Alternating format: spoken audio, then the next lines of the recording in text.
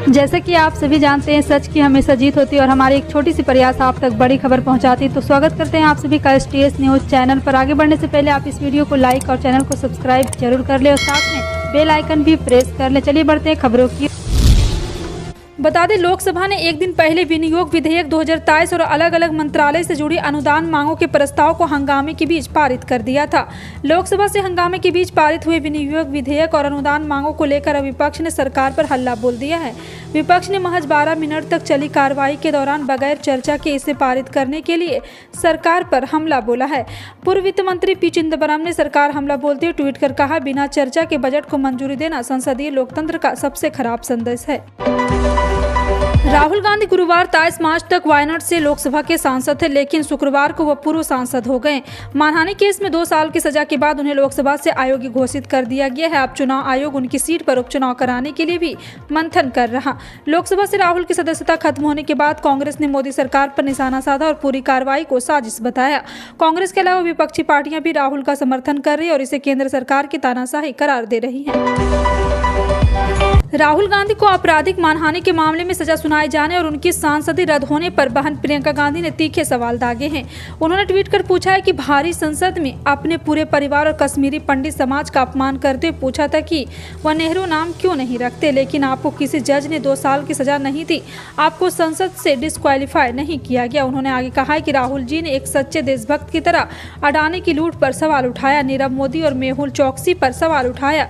उन्होंने आगे कहा कि क्या आपका मित्र गौतम अडानी देश की संसद और भारत की महान जनता से बड़ा हो गया है कि उसकी लूट पर सवाल उठे तो आप बौखला गए।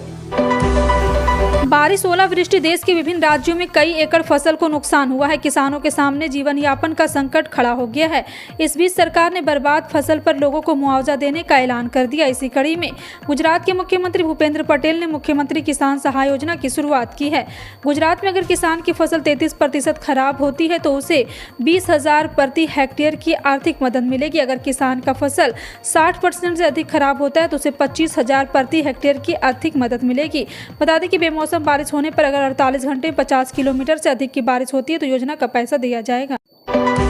कांग्रेस के पूर्व अध्यक्ष और केरल के वायनाड से लोकसभा सांसद राहुल गांधी की लोकसभा सदस्यता खत्म हो गई। लोकसभा सचिवालय ने शुक्रवार को उन्हें अयोग्य करार दे दिया। इसको लेकर हर तरफ हंगामा मचा हुआ है और मुख्यमंत्री अरविंद केजरीवाल ने दिल्ली विधानसभा में दिए गए अपने भाषण में प्रतिक्रिया दी है।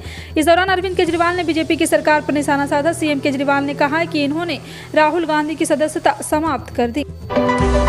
बोतलबंद पानी मतलब बिस्लेरी देश की सबसे बड़ी package drinking water company Bisleri बिकते बिकते रह गई। बिस्लेरी और टाटा के बीच बात चल रही थी, लेकिन ये डील वैल्यूएशन नहीं हो पाई। जी हां, आपको बता दें कि टाटा ने भी अपने कदम पीछे खींच लिए हैं। भारत में बोतलबंद पानी का कारोबार छोटा मोटा नहीं है। Market research and advisory TechSci research की रिपोर्ट के मुताबिक साल 2021 में इस बाजार का साइज $243 करोड़ यानी कि करीब इतना डॉलर के पार है। टाटा इतने बड़े कारोबार को आसानी से नहीं छोड़ना चाहती है।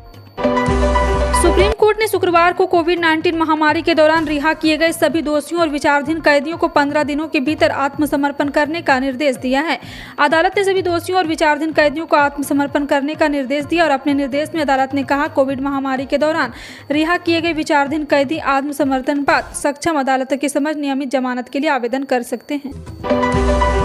वन रैंक वन पेंशन के बकाये के अग्रिम भुगतान से वित्त मंत्रालय पर व्यापक वित्तीय प्रभाव पड़ सकता है। वित्त मंत्रालय ने इससे चिंतित है। वित्त मंत्रालय के सूत्रों ने कहा है कि 2022 से 23 के लिए सरकार के संशोधित अनुमान इस दृष्टि से तैयार किए गए थे कि वन रैंक वन पेंशन के लिए लंबित भुगतान पूरी वित्तीय वर्ष में किस्तों में चुकाए जा सकते हैं।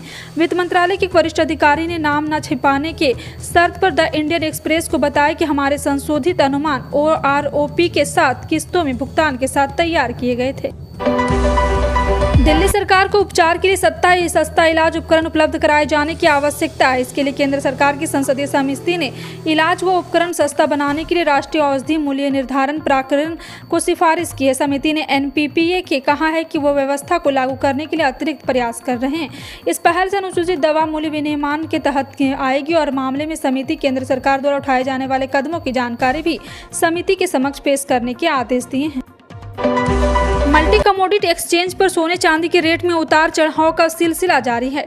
एक तरफ जहां शादियों का सीजन शुरू होने वाला है, वहीं दूसरी तरफ बढ़ती मांग की वजह से सोना चांदी भी दिनों दिन महंगा होते जा रहा है। आज की बात करें तो यहां पे सोने के भाव फिर बढ़ गए, वहीं आज चांदी की कीमत में भी तेजी आई है। ऐसे में अगर आपके घर में शादी का माहौल है और आप सोने या चांदी की खरीदारी करने का सोच रहे हैं तो आपको यह पता करना जरूरी है कि आज सोना चांदी किस रेट पर मिल रहा है। दिल्ली की राउज एवेन्यू कोर्ट ने पूर्व मुख्यमंत्री मनीष सिसोदिया की जमानत याचिका पर फैसला सुरक्षित रखा। अदालत ने दिल्ली आबकारी नीति में कथित घोटाले के सीबीआई मामले में ये सुनवाई की है। राउज एवेन्यू कोर्ट के स्पेशल जज एम.के. नागपाल की कोर्ट मनीष सिसोदिया की जमानत याचिका पर 31 मार्च को 4 बजे फैसला सुनाएगी। इससे पहले सिसोदिया की सीबीआई जमानत के मामले में वकील दयान कृष्णन ने दलील दी कि मोबाइल फोन सीज हो चुका है। अन्य फोन सेट को लेकर हम आपको जवाब दे चुके हैं। हमारी अपील है कि अब जमानत पर रिहाई का आदेश दिया जाए। पीएम नरेंद्र मोदी ने शुक्रवार को अपने संसदीय क्षेत्र वाराणसी में 1780 करोड़ रुपए की परियोजनाओं की सौगात दी है। यहां पब्लिक ट्रांसपोर्ट रोपवे का शिलान्यास करते हुए पीएम मोदी ने कहा, नवरात्रि का पुण्य समय है। आज मां चंद्रघंटा की पूजा का दिन है। ये मेरा सौभाग्य है। इस पावन अवसर पर आज मैं काशी की धरती पर आप सबके बीच हूँ। मां चंद्रघंटा के आशीर्वाद से आज बनारस की सुख समृद्धि में एक और अध्याय जुड़ रहा। आज यहाँ पब्लिक ट्रांसपोर्ट रोपवे का शिलान्यास किया गया। उन्होंने कहा कि काशी के विकास की चर्चा आज पूरे देश और दुनिया में हो रही है। जो भी काशी आ रहा है वो यहाँ से नई ऊर्जा लेकर जा रहा है।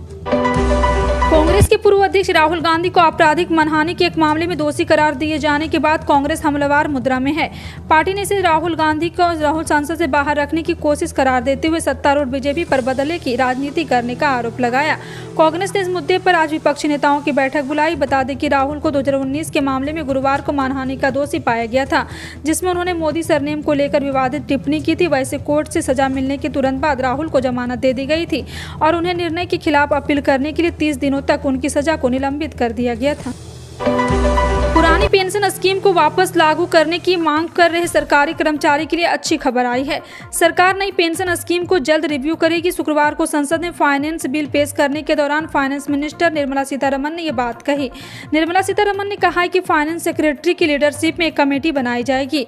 यह कमेटी नई पेंशन स्कीम का रिव्यू करेगी। लोकसभा में आज फाइनेंस मिनिस्टर ने फाइनेंस बिल पेश किया। हंगामे के बीच ही फाइनेंस बिल 2023 पर वोटिंग हुई। उत्तर प्रदेश के मुख्यमंत्री योगी आदित्यनाथ ने शुक्रवार को कांग्रेस के अध्यक्ष राहुल गांधी पर निशाना साधते हुए कहा कि विपक्ष पार्टी को गरीबों, दलितों और पिछड़ों के अपमान के लिए देश से माफी मांगनी चाहिए। उल्लेखनीय कि प्रधानमंत्री नरेंद्र मोदी ने अपने संसदीय क्षेत्र वाराणसी के लिए शुक्रवार को 1780 करोड़ रुपये की परियोजनाओं का लोकार्पण व शिलान्यास भी किया। उस अवसर पर संपूर्णानंद संस्कृति विश्वविद्यालय मैदान में आयोजित जनसभा को संबोधित करते हुए मुख्यमंत्री योगी ने कहा, देश ने देखा है कि किस तरह से कांग्रेस के पूर्व अध्यक्ष और सांसद राहुल गांधी ने संसदीय मर्यादा को ताक पर रखते हुए दलित, गरीब, पिछड़े, वंचित के खिलाफ बयान दिया है। आधार पैन कार्ड लिंक को लेकर भारत सरकार की तरफ से डेडलाइन जारी कर दी गई। मार्च 2023 तक आपको इसे लिंक करना ही होगा। अगर कोई यूजर दोनों को लिंक नहीं करता है तो इसके बदले उसे भारी नुकसान का सामना करना पड़ सकता है। जी हां, आपको बता दें कि आईडी लिंक करने की स्थिति में हो सकता है। रिपोर्ट की माने तो करीब 13 करोड़ लोगों ने दोनों आईडी को अभी तक लिंक नहीं किया है। यही वजह है कि इनकम टैक्स डिपार्टमेंट ने इसको लेकर नए आदेश भी जारी कर दिए। ऐसे में आप आज ही जाकर चुनिंदा कदम उठाकर दोनों आईडी प्रूफ को लिंक कर सकते हैं। यूक्रेन के साथ युद्ध में फंसा रूस भारत को हथियारों की डिलीवरी समय पर करने के अपने वादे को पूरा नहीं कर पा रहा है। भारतीय वायुसेना में इसकी पुष्टि की है, लेकिन रूस सिर्फ भारत ही नहीं बल्कि यूक्रेन के साथ लड़ रहे अपने सैनिकों को हथियार देने में मुश्किलों का सामना कर रहा। भारतीय वायुसेना के एक प्रतिनिधि ने एक संसदीय समिति को बताया कि यूक्रेन युद्ध के कारण रूस से प्रमुख डिलीवरी नहीं होने जा रही। इससे खास तौर पर S-400 एयर डिफेंस सिस्टम शामिल है। देश में चलने वाली कई तरह की लाभकारी कल्याणकारी योजनाओं के जरिए शहरों के अलावा ग्रामीण इलाकों तक लाभ पहुंचाया जा रहा है। शिक्षा, पेंशन, बीमा, राशन जैसी योजनाओं के अलावा आर्थिक मदद करने जैसी कई योजनाएं भी चलाई जा रही है। ठीक इसी तरह से किसान सम्मान निधि योजना के चलाई जा रही है और 6,000 रुपये मिलते हैं और इन पैसों को साल में 3 बार 2-2 हज़ार रुपये करके दिया जाता है।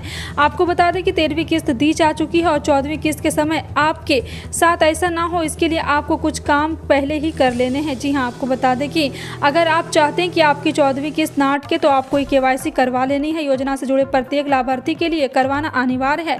आप किसान पोर्टल pmkisan.government.in से OTP बेस्ड KYC करवा सकते हैं या फिर अपने नज़दीकी CSC सेंटर पर जाकर भी काम करवा सकते हैं।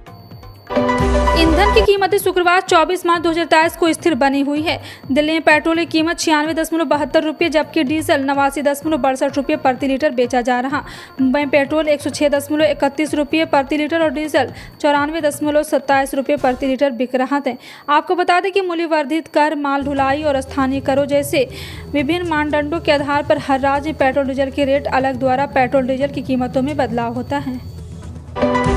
यूपी में कोरोना के मामले लगातार इजाफा हो रहा है। पिछले 8 दिन में कोरोना के एक्टिव केस की संख्या 74 से 170 तक पहुंच गई, यानी 229% तक बढ़ोतरी हुई। इसी के साथ मार्च महीने में पॉजिटिव केसों की संख्या भी 268 तक पहुंच गई, जबकि 15 मार्च तक पॉजिटिव केस की संख्या सिर्फ 71 थी।